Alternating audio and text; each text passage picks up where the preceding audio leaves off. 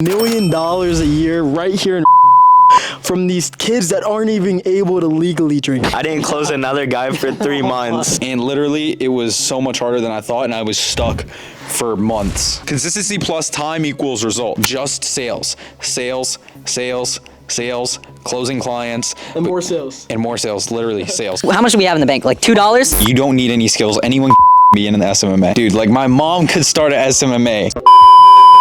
Yo, what is going on, everybody? We got some young killers in the house today. I'm super excited for this interview because we got Logan, Brandon, and Gavin. What are they, like 14, 10, 16? How old are you guys? I'm 9. 18. 17. 15. Okay, and then tell... 16 tomorrow. Yeah, it's Cut that out. It would have been perfect. It's Gavin's birthday tomorrow, so make sure you smash the like button, because if you get it up to 100 likes, I'm gonna buy him a Rolex. So, He is. Come on, guys. Hey, come on. Please. I was about to say,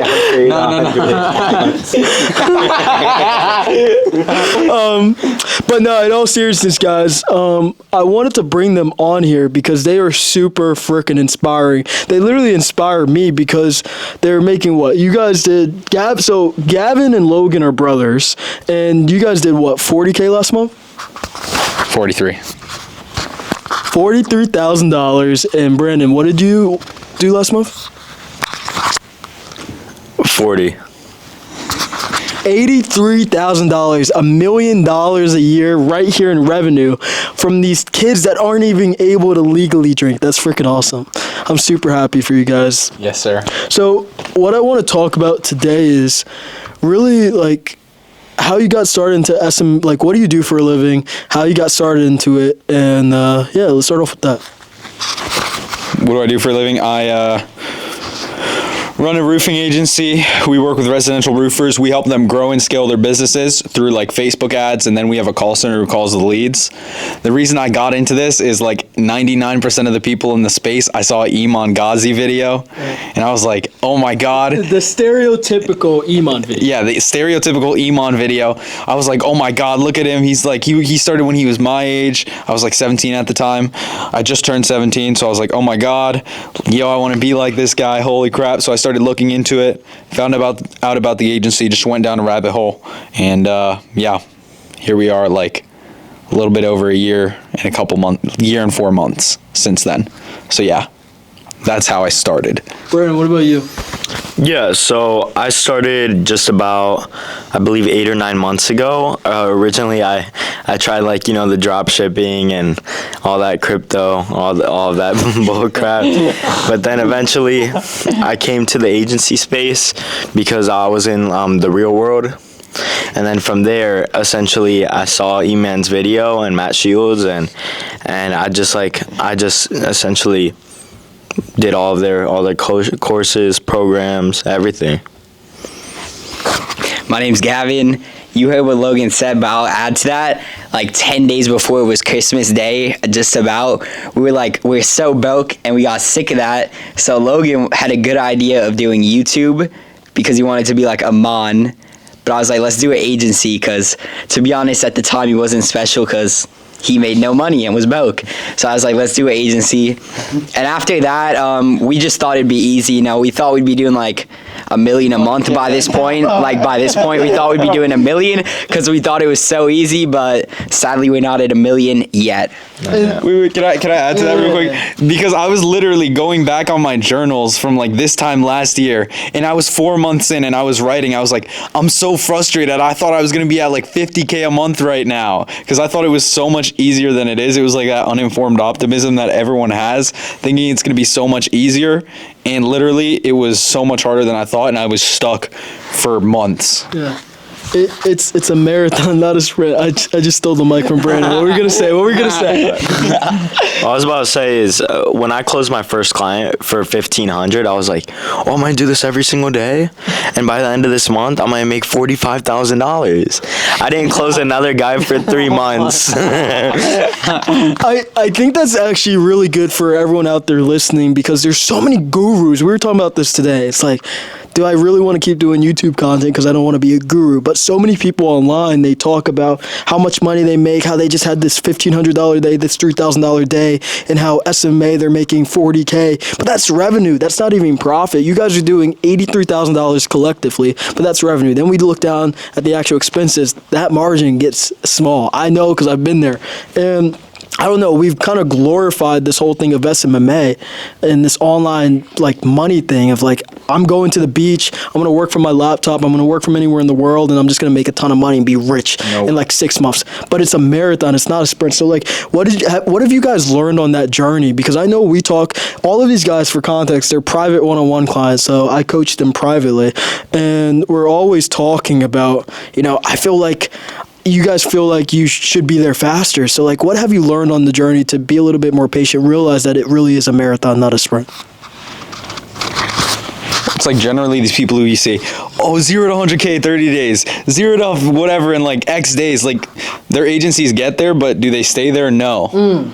Right? Like that's the point, right? It's just vanity. It's like you got there, okay, but where is that company now? Yeah. Dude, gone. We were talking about that. We were talking about in the car, right? About like, at the end of the day, like it doesn't matter who's the fastest. What matters is who has the most stamina. Because if you're running a 5K, the person who's the fastest might give up in like a quarter of a mile. But the person with more stamina is not going to give up. They're going to make it. They're going to win. And in theory, doesn't that actually make them a lot faster? So I think stamina is super underrated. But what do you guys think about, just the whole idea of marathon versus sprint? I think we're going to pass this one on to Gavin since he's been in the space a lot longer. Okay. Well, I mean, at the end of the day, if someone loses a shit ton of weight, and they lose, let's say, 100 pounds, but then they gain 120, it doesn't matter because overall they gained weight. So if you're losing weight, let's just say as an example, you want to keep it off. So that's why it's like, yeah, if you lose weight quick, if you spike back up, it doesn't matter. It's the same with the SMMA. If I would either consistently make 50K a month than make 100K 1 month, none the next, because the expenses at 100K and the headache is more, and you're just going to be losing money overall. Well said.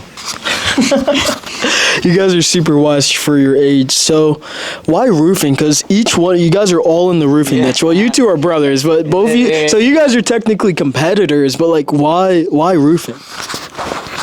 Necessity. Like people, well, I'll just make my answer short.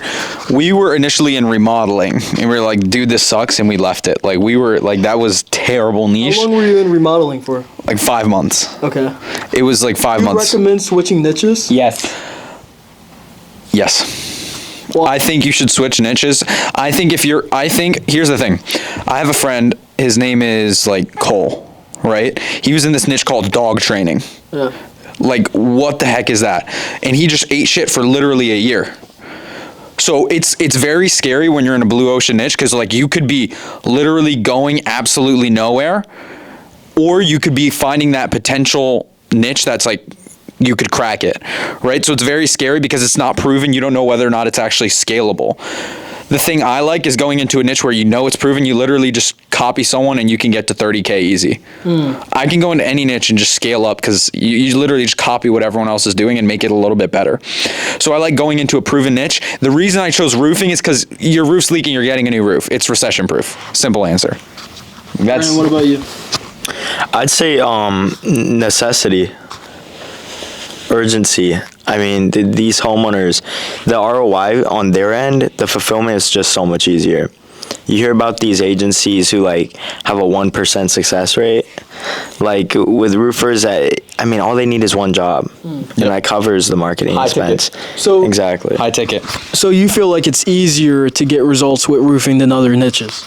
Exactly. It's just as Logan said, it's high ticket. But I'm gonna pass this one on to Gavin. Also, a huge thing about it is it takes a day to close the deal. In the last niche, it takes them like 6 months to close the deal, and let's just say the deal falls out because homeowners, I'll be honest, they could suck. A lot of them will like not pay, so they waste 6 months and they're gonna blame us. So they get the job, they close it in a day, and it's all done and they get paid.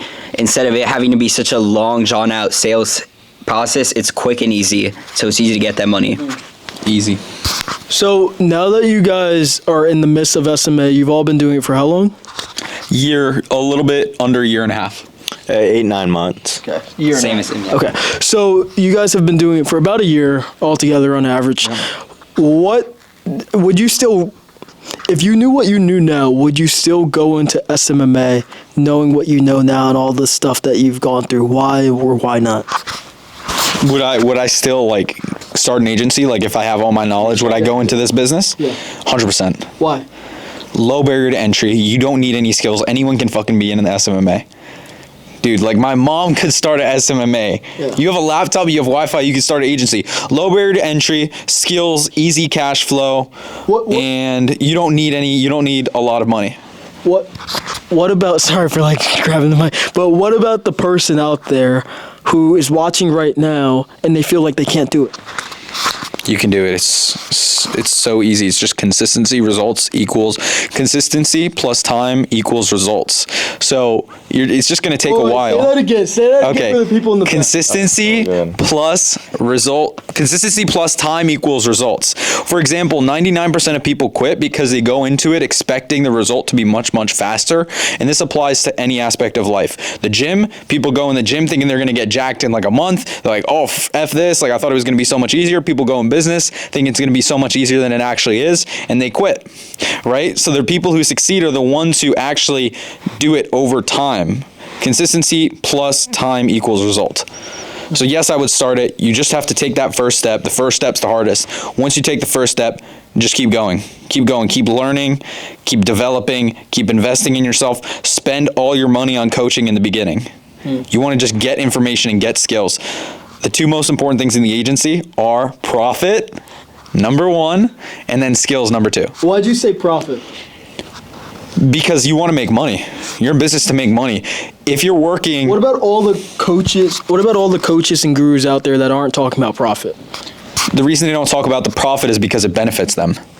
They get benefited saying this person makes $5 million a year versus this person actually only makes $1 million a year.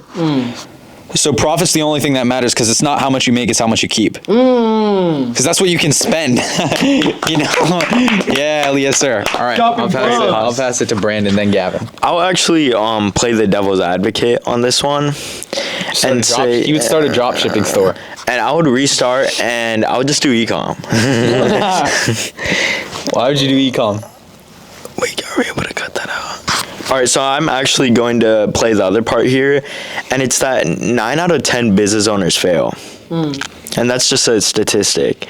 So that means probably more than 9 out of 10 agency owners fail. So because of that, it's really just up to you if you want to go take that leap and push through it and become that top 10, 5, 1%. But Gavin, I'm going to pass it on to you here.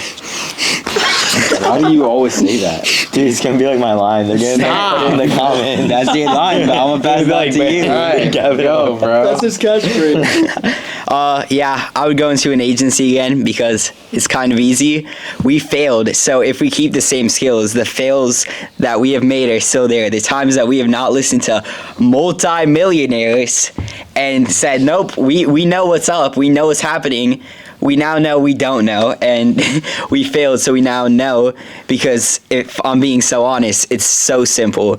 Like, it's more difficult to simplify it than to, I guess, oversimplify, to make it more than it has to be. Like, someone says something and it's here, not Steve Jobs, and that is my favorite thing. And I say that because you don't need some like elaborate funnel, because to be honest, it doesn't matter if it's just selling and it's just getting on appointments and then selling them. It's just setting and closing appointments. That's it. real quick, like I got a call with this guy who just started his agency. He's like, what do I do? Like, what do I do? I don't know where to start. Most people, the way they F up is they're like, what do I do? And they're thinking about what to do, versus the person who just does something is going to have, like, I think Cody Sanchez said this and you showed me it. She tweeted, it's like, by the time someone moved forward on something, I've already done it and failed 3 times, made three mistakes and found the right solution, or something like that. It's like, you want to go fast. Not saying doing everything, but you have to be fast. Like, speed is literally everything. Taking that first step is more important than being like, what do I do? Just go. Speed wins. Dude, I love that. And it's like the old saying, like, money loves time, but wealth...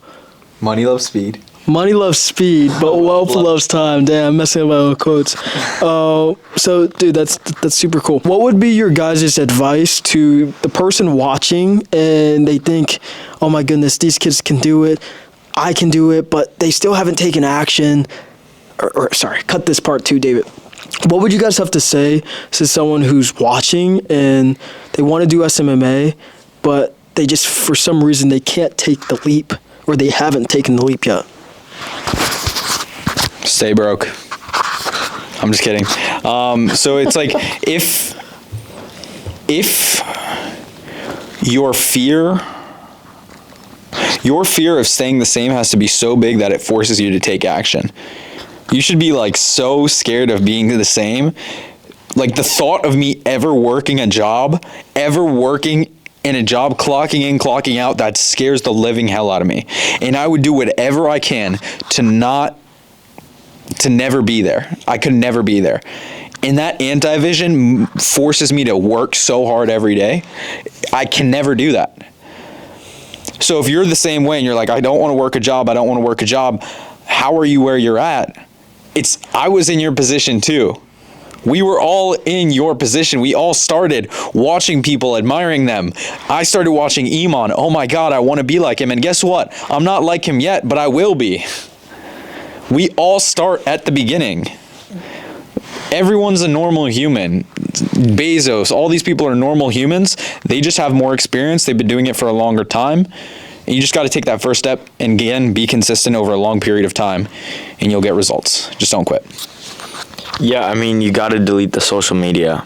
Social media will hold you back, I know, because the moment I deleted IG, my agency blew up. I mean, like, quit being scared. Because, like, what's there, like, what do you have to lose? I understand, like, if you're 30 years old and you got, like, a wife and kids and a mortgage, but majority of you guys watching, like, y'all are in high school and stuff. Like, what do you really have to lose?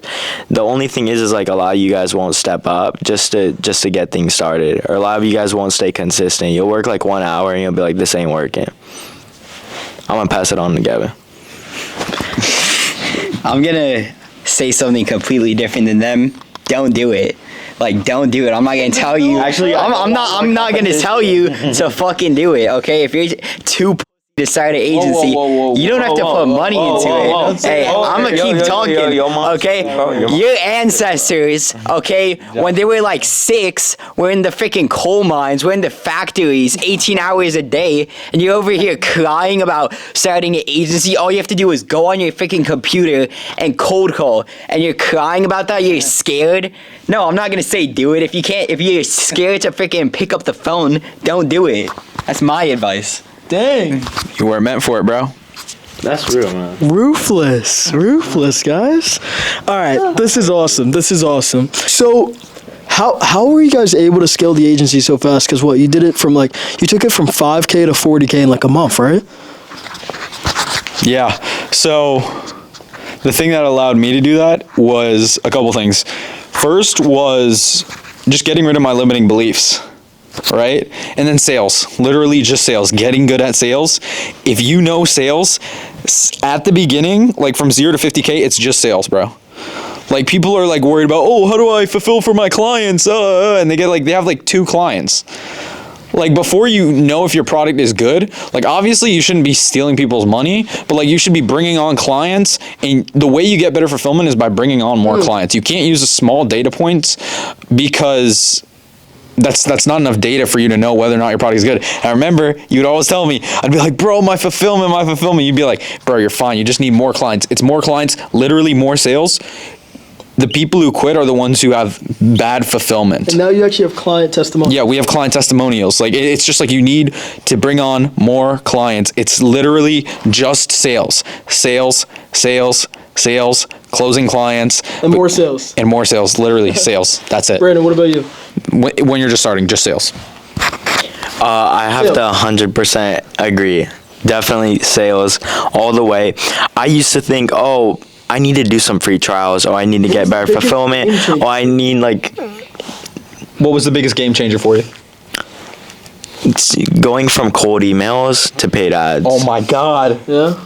We didn't even talk about ads. Oh, dude. We could You run know it what? back You know what? then. Just No, throw it away. Give me the mic. Give me the mic. No. Give me the mic. Ads. Ads. Fuck cold email. Fuck No. cold calling. No. No. If No, you you're had gonna be money, like F you know what email, I you're did? gonna be like Hold F on. cold calling. I'm gonna be like, I had how much do we have in the bank? Like $2? $2. I turned 18. I got a credit Like card. $2 in the bank? I have a screenshot on my phone. My phone's dead. $2 in the bank. $2 and like 93 cents. 5 months in a row. Yeah, How we would. when? No, like November 29th, right before we went into November. This November? November 2023. After the agency lab event, we spent all our money at Moxie's. So like 6 months ago, you had $2 in the bank. Yes, we spent all our money at Moxie's after the agency now lab you event. guys just had a 40K month. Yeah, Fine. 43. Fine. But like, here's the thing: we got a credit card. I spent it on sales coaching and ads. 5 to 40K. That's fire. Easy. Gavin, what about you? What's the biggest game changer that led to like your rapid growth? Making Logan only focus on sales, because he was like doing well. Actually, the biggest thing was getting my wisdom teeth removed because I skipped like 2 weeks of school. Then we had I dropped out now, but I skipped 2 weeks of school, and then we had Christmas break. So it was like I missed a month of school. So in that month, like I took over most of the back end. So Logan only had to be on demos and intros and just setting and closing appointments. That was the biggest thing. 3 days later. All right, so the camera died, so we're in a different location. We didn't want to end the podcast where we left it. So I wanted to talk to you guys about dropping out, because I know there's a lot of young people out there. They're in high school and they're trying to make money online, or they're already making money online. And I think all of you guys really just didn't finish college. Logan, did you? Or high school, right? You didn't finish high school? I graduated because I actually graduated because like I started my agency literally like right at the end, so I just finished it. But like, let's say I was still in school, I would have dropped out 100%. But my brother, he actually dropped out. Yeah? Okay. So, and Brandon, did you drop out? Yeah, so I did drop out. Okay. And I'd have to say this, Logan's probably the only graduate here, so definitely. And Jared. And me. I unfortunately went to high school. But what I'll say is, honestly, I was too scared to drop out because my parents definitely would have been really, really mad. But even despite that, I was able to scale my agency to 6 figures, but I was definitely capped at that level. There was no way I would have gotten to 7 figures still in high school. And as soon as I graduated high school, literally a couple months after that, I got to 7 figures and completely blew up. So I want to get your guys' thoughts and perspectives on dropping out. When should people do it? Should they do it? And how do you handle like the pushback from parents, teachers, society, friends? Well, I mean, if you want to drop out, you have to actually be about it, because like if you're don't do it, because you're just gonna quit and now you're broke and you can't get a 9 to 5 because no one's gonna hire you. So if you're gonna drop out, you have to be all in. You don't have to, if you know that you're gonna succeed and you know that you will be willing to eat shit for the next 1 year, but you could see the vision, then you'll be fine and you could drop out whenever. But you need to understand that it's not something that's instant.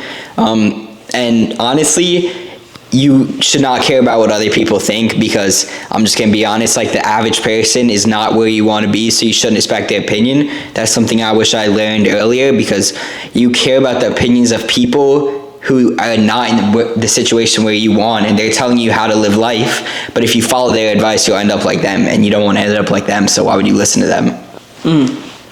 Brandon, what do you have to say? Yeah, so what actually opened me up to the idea was Thanksgiving break. I'm pretty sure this happened to a lot of us, but during Thanksgiving break, all of a sudden, and also Christmas, you have this week off, no responsibilities, no nothing. You have just straight up time to dedicate. And that was my first 10K week. And after that Thanksgiving break, I was like, this is it. I need to get out of school because the opportunity cost from being in school was way too much. Bro. Wait, why are you, now I pass it to Gavin. Yo, why do you keep doing that? It's verbal, it's Socratic dialogue. Okay. Wait, I'm gonna go back. So the opportunity cost was just way too much from staying into school. So I stopped going. I started skipping classes, stopped going. Then eventually when the popo put up at my door, then, that was it, was game over, and I had to get out. But I'm gonna pass it to Gavin on this one. Funny thing pass is, it to Logan, my bad. I'm so sad.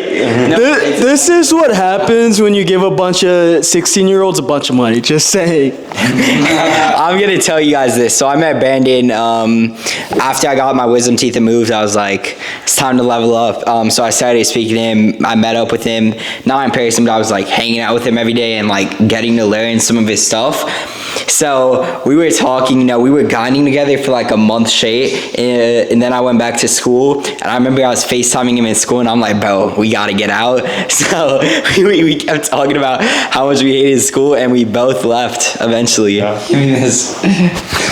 Gavin made a slide deck for why he's gonna drop out to our mom, and he presented it to our mom and like convinced her that he has to drop out. And he made like a slide deck, and he put Matt Shields and like Sergio on it, and we're like, these two people dropped out, look where they are. Like honestly, a high school degree is just a pedigree. Like you're doing it for other people. Like if you go into a room with actual business owners, no one's gonna be like, did you go to high school? Do you run the person who runs an 8-figure business without a high school degree has, and this is my opinion, maybe some other people agree.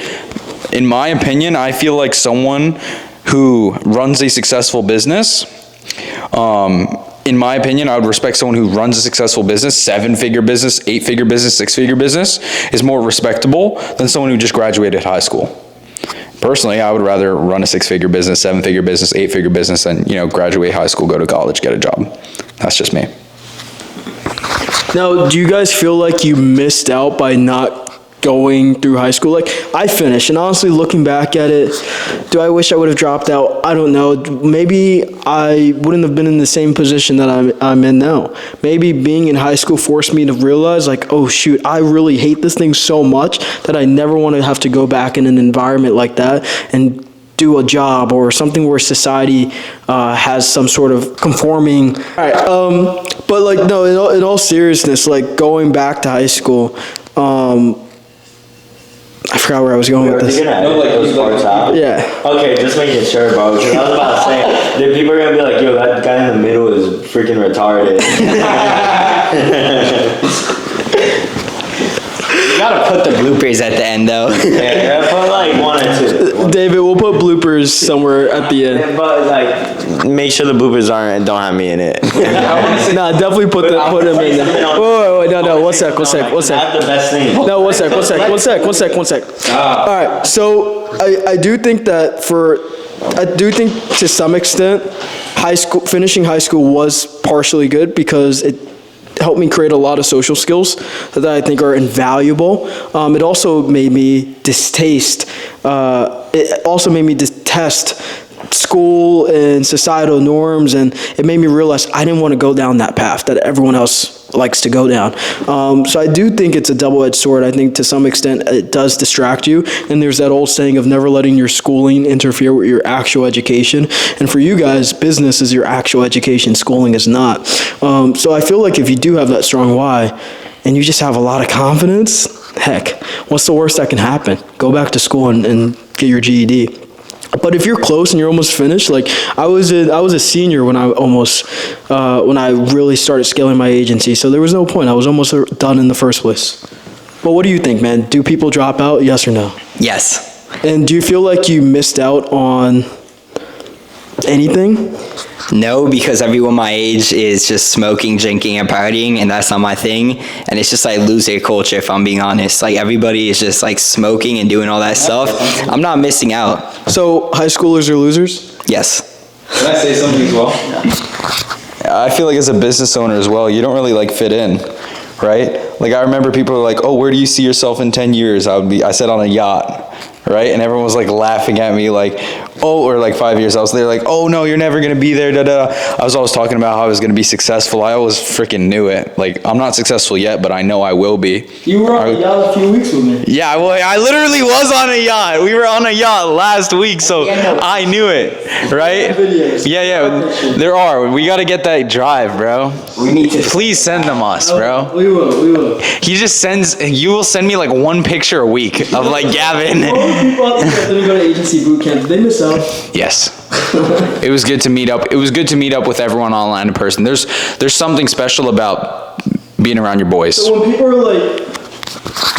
when people are like, oh, you don't get the social aspect of high school by dropping out or not going to college, you can still get that in the business world, right? You can still get the networking. You can get everything. It's just With the 10x'd. It's multiplied. Exactly. It's with the right people. Like, here's the thing. If you're around 5 millionaires, you're going to be the sixth. If you're around, 5 losers, you're going to be the sixth. I'm not saying, like, I have friends in high school who I do like, but you guys are on different paths. You shouldn't be hanging out with them all the time. I'm not saying, like, some people will go hardcore, be like, no friends who are, like, normal. It's, like, sure, you can be friends with them. However, like, when you're on your come up, you can't have people who are going to hold you back. And unfortunately, as much as I love my friends, they did hold me back. You know, sometimes your friends, they're just slowly dragging you down. Like I remember they would make fun of me. They're like, yo, you're always talking about, you're like, hi, my name's Logan, I'm gonna be a millionaire, da, da, and they would like make fun of me, right? And it's just being an entrepreneur, being a business owner, you're always gonna be like the odd one out, right? Like no matter what. People are always gonna laugh at you, people are always gonna see you as weird, you're gonna be an outlier, and that's why groups are so important, because you have people who are in a similar situation, similar mindset, and when you're struggling and you're not alone, it makes it so much easier to go through it. Like if you have an issue and everyone, like 10 other people are facing the issue, you guys all get to talk about it, like, yeah, we're stuck at like 40K, whatever. It's like you feel much better, you know? And then when you get to meet up with them in person and like be around them, it's like the best feeling ever, being around people who actually like bring you up versus bring you down, right? So I feel like that's super powerful, being around the right people, not just being around regular people. Cool. So the consensus here, go to high school or not go to high school? Yes or no? No. I'm actually gonna. No. Oh, that's it? Yes or no? One word. Maybe. No. All right. How do we meet and like, how do we even start working together? I just DM'd you out of the blue. I was like, can you mentor me? Yeah, and I was like, how much do you charge for an hour? And you wanted a discount. Wait, I'll tell them. He gave me a discount. He's like, usually I charge this, but I'll give you a deal for this. I was like, nah, but can you do lower though? And he was like, bro, what are you talking about? I just gave you a deal, and he got mad. And then, yeah, I was not a good client off the bat. I almost got fired from being coached. What was the first call like? It was eye-opening, because just the way you diagnose the challenges in the business was like super, it was very efficient, right? I thought my issue was close rate, but we did the numbers and the issue wasn't close rate, the issue was show rate, right? So you're like, how many appointments did you have on the calendar? How many showed up? How many you closed? Okay, so like the issue isn't this, it's that. So like just having like data to make data-driven decisions and find out like what the real bottleneck was very useful, as well as mindset advice was very, very good. Yeah. Yeah, that's just my thought. Then you can ask Gavin. Gavin kind of had his first call with you as well. That's true. Yeah, how was that? It was good. It was not what I expected. You know, I was like wanting to hire some new people, and he's like, no, do it yourself, because you gotta build more experience in it. Because how are you gonna lead something you don't know how to do? Because pretty much we when we first scaled up, we overhired on stuff that didn't need to be hired. So I wasn't in the position where I had to do it, so I didn't understand it. But then, so we had to let someone go because they were being lazy and underachiever. So I was like, we got to get a new one. He's like, no, do it yourself. And he held me accountable, and he's like, I'm gonna see you this weekend, like today. And he's like, if you don't have it done, I'm gonna be mad. So I was like, okay, I gotta get it done because I don't want to get yelled at. So do you feel like, and this isn't like to plug coaching or anything, but do you guys feel like, or what has the impact of like having a mentor hat on your business? Is it more so the information or just like the accountability side of it? I'll start with you, Logan. Both, right? You want to tell the whole story? You want me to tell the whole story? Go ahead, dude. So, a man's in a hole, right? And he's stuck in a hole. He's in New York. And the story. the whole story, basically, like it's like you can fast track your road to success by just knowing the mistakes. So, like for example, if I'm about to do something, Jared's like, "Don't do that. Here's why." It's like, obviously I'm not going to do it. Boom, just saved X amount of dollars, X amount of time, whatever. And also the accountability. It's like, yo, you said you're going to do this last week. Why isn't it done? You're not moving fast enough. You're not doing this. You're not doing that. Whatever. So both. That's just my thoughts. So accountability and like information. So we're gonna wrap this off, and I want to talk about the dangers of the SMMA industry and the warnings to the young people out there watching, because I know you guys said you pretty much had to like unfuck your brains with some of the stuff that like they teach in the industry. And I want to talk about all the BS that the gurus kind of just throw out there, because quite frankly, there's so many people out there that coach and make YouTube videos about SMA, but they've never actually done it themselves. They're just good at going viral and saying dumb stuff on the internet that sounds good but just isn't true. So I want to get your guys' thoughts on all of that stuff, as well as all these coaching programs popping up and what people really need to succeed with SMA. Coaches don't play. Coaches don't play. That's what Gavin said. Well, I guess like what's maybe more specific question as far as like with like the stuff that you had to like unlearn. the stuff I had to unlearn. Doing things for other people. These goals that you set, is it for yourself or is it just for like other people? Right? Now, for example, I still do want to hit 100K a month, but I feel like that's more for the identity. Right? And even you said that yourself. You're like, yeah, like once I hit it, it was an identity shift, but that shouldn't be the priority, right? Hitting a revenue goal, right? Or whatever. The goal should be, it's just like a vanity metric that people use to, it's just a vanity metric.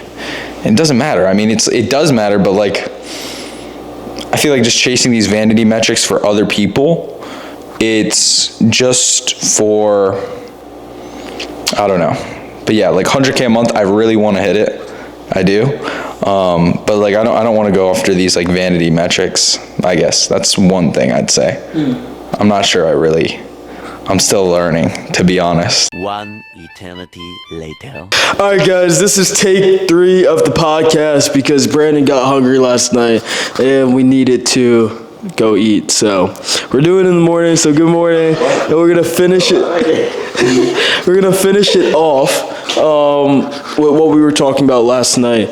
There's a lot of good things about the online space, about improvement, about making more money, but there's a lot of downsides, a lot of detriments, and I think it really messes with people's mind. And especially if they get in at a young age, I do think there are some dangers and second and third order consequences, because our brains aren't fully developed, and because of the prefrontal cortex, we are still super impulsive until we're about 24, 25, at least for men. And I think the challenge with that is we typically make a lot of short-term decisions. So I'm curious to hear what you guys think about the detriments of the online space, not just the good stuff that everyone likes to talk about, but all the bad stuff that you have to slowly unlearn, or you think you might have to unlearn in the future. Because I know we talk about this a lot on our coaching calls, but I want to get your guys' take. So we'll just go down the list. Yeah. First thing I say is like, obviously, profit is king. Like, profit's all that matters, but like no one talks about profit. People will mention it here and there, but no one really like goes in depth about it. And another thing is how people talk about like scaling to X, from X to Y in like 30 days. But it's like, did they stay there? No one talks about did they stay there. So if a company hits 300K a month, 1 month, that's their MRR, and they say they make 3.6 million a year. They just hit that 1 month. So it's one thing I'd also be careful for, because people will inflate their numbers. And yeah, sorry if that's a bad answer. I'm on like 3 hours of sleep. I'd have to say that the biggest issue is they set bad expectations. Like, they set expectations that, well, this is mainly the online business space, but that things are going to be like crazy easy. It's just like money printers. You don't have to learn any skills. You can just be a complete idiot, go in and make money. Which, don't get me wrong, you can be, but it's a very small percentage of them. But profit's king. I'm going to pass this one to Gavin. Yeah, my biggest thing is they make it seem easy, and you're listening to people who haven't even like had a successful agency, in the sense that they haven't sold. Like, it's so easy to sell at a 5x multiple, yet they didn't sell their agency and they just shut it down. And they make it seem like you could sell your agency with 1 year of work when you have to have like 3 years of tax returns and all that. So you're gonna go into it thinking, oh, I'm gonna sell in 1 year, make 2 mil, 3 mil, 4 mil, 5 mil, but you're not, because you have like 1 year of tax returns and you need 3 years and stability for someone to buy it. So someone's not going to buy your agency if it hits 500K 1 month and there's 100K the next. So you have to have stability. And also, you're just listening to people who, to be honest, didn't have successful agencies, in the sense that it didn't sell, and they went into coaching because, to be honest, they most likely couldn't make a different type of company because they didn't have the skills, because they had to shut their agency down. That's what I think.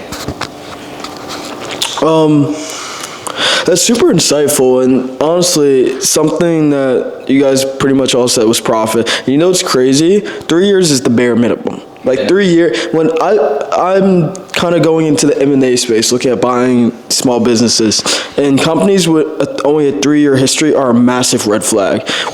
People who are buying businesses are really looking for companies that have been in business for at least 5, 6, 7, 8 years. Once again, stuff that no one talks about, because it's not the sexy stuff. And I think one of the biggest challenges is the comparison syndrome. And this is inflated because of social media, but this is something that I've struggled with for a very long time. And in the old days, it was like what was it? I think it was no, it wasn't Wizard of Oz. It was some movie. Mirror, mirror on the wall, who's the fairest of them all? And now it's mirror, mirror of the wall, or mirror, mirror on the wall, who's got the best Facebook feed of them all? And we're just looking at people who have the Lambos, who have the nice cars, and comparison ultimately is the thief of joy. I was listening to something about this morning when I woke up, and I think it's very evident that a lot of people are basically building their own lives based on what they think society wants from them. So we talk about the school system, we talk about the rat race, and how, you go to school, get a job, and retire based off a bunch of stocks, bonds, and mutual funds when you're 65, right? Like save your money. Yeah, save your money, right? But what do we do in the online space? It's SMMA, get a Rolex, become a coach, maybe start a SaaS. Like, you're just following a path that someone else did, and you think, oh, that's going to be cool, because when we focus on something, we start to gravitate toward it a little bit more, and there's nothing wrong with that. There's nothing wrong with wanting more, but why do you want more? What is it going to do for you?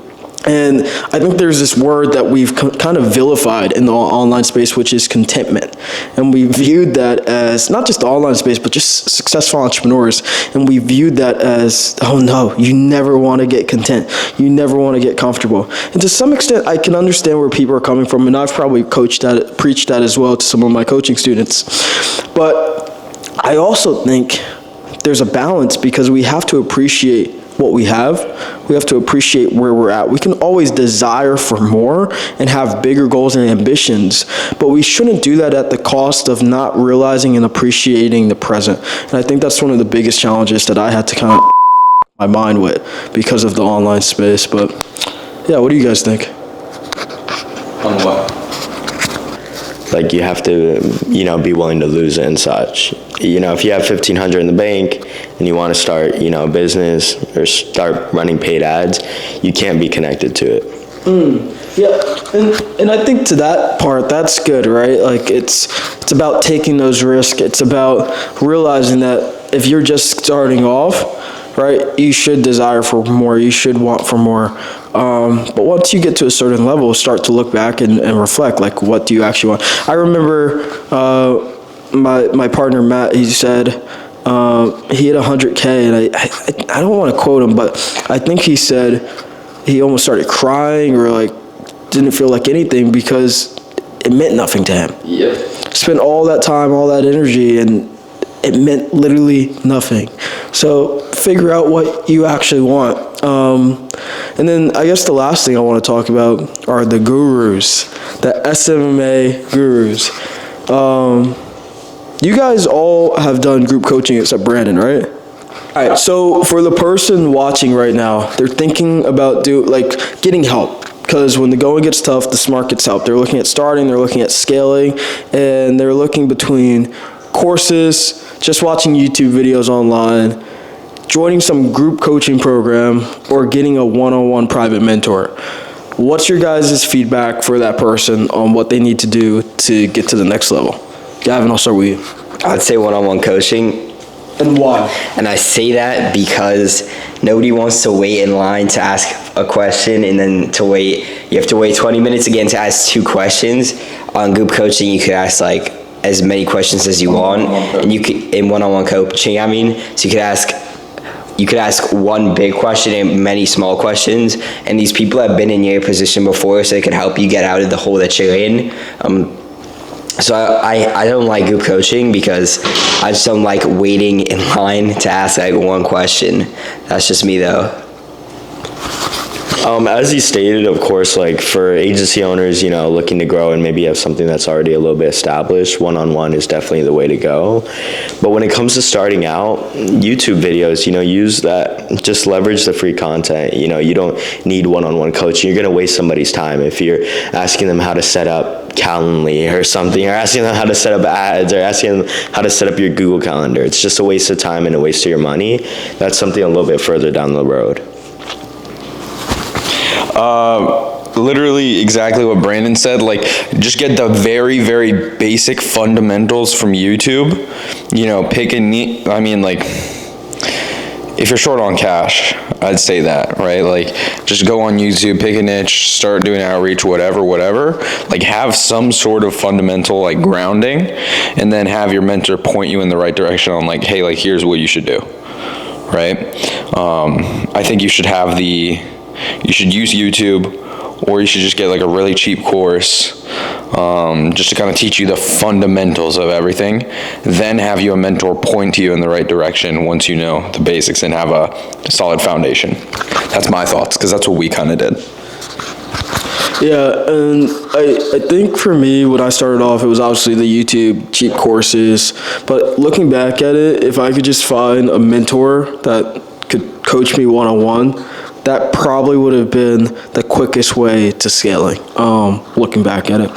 So I guess to end it all off, I have a question for each and every one of you guys. So let's say the person out there watching right now, they're at the bottom of this mountain.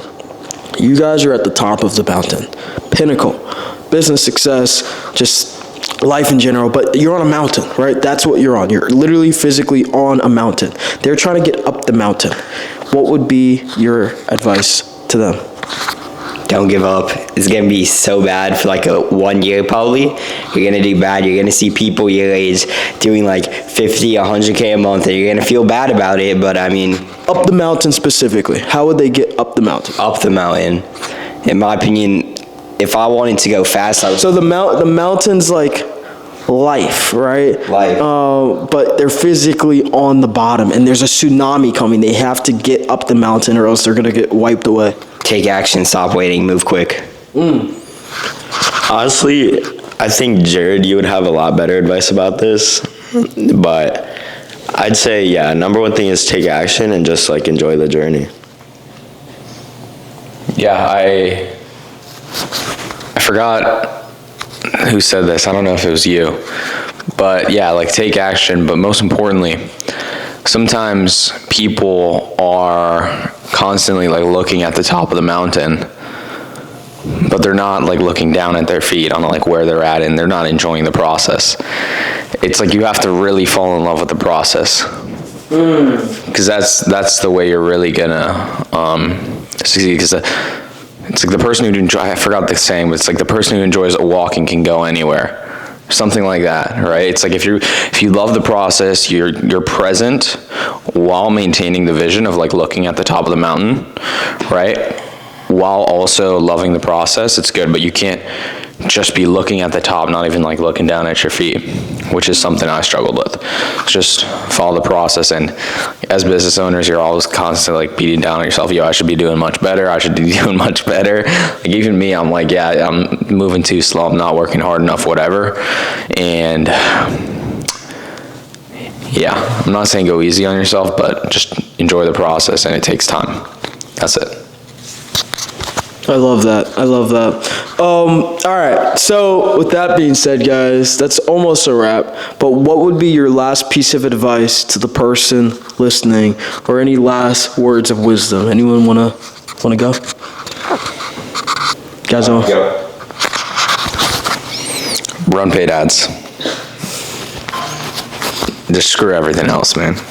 Like, yeah, everything it wasn't cold email. Like, when you're starting, if you have no money, I think you should cold call. Like, once you have money, just ads. Sales ads, that's it. Also, steal like an artist. If you see someone has good ads in a different niche, you could copy it. Eat, sleep, run ads. eat, sleep, run ads. Eat, sleep, run ads. Eat, sleep, run ads. All right. With that being said, guys, that is a wrap. I hope you enjoyed that podcast. If you want to hear part 2 or stay updated on these guys' success, drop a comment below, because they're going places. In 2-3 months, they're going to be at a totally different level. And Follow me on Instagram. yeah, I'll be putting their contact information down below. Make sure you shoot them all a follow, and I'll see you guys in the next one. Peace. I'll see you guys in the next one, and make sure you guys select one of these videos that the YouTube algorithm just hand selected for you. See you guys.